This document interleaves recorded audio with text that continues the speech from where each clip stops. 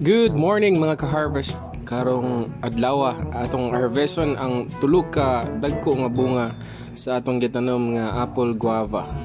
So karon na ako'y harveston o gipakita na ko ninyo ang resulta kung puston siya og plastic.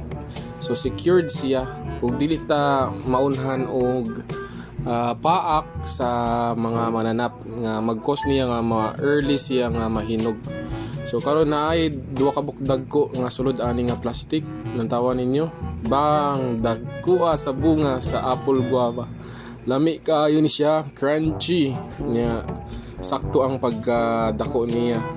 No, halos kadako ra siya sa ako ang kumo.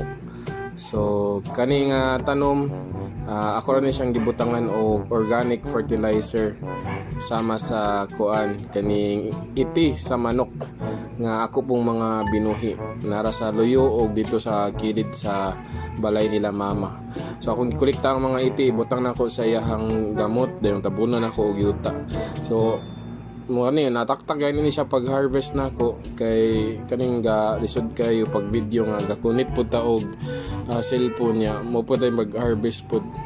So hiwao ni siya dayon lamin ni siya itusnob sa suka nga naay siling halang.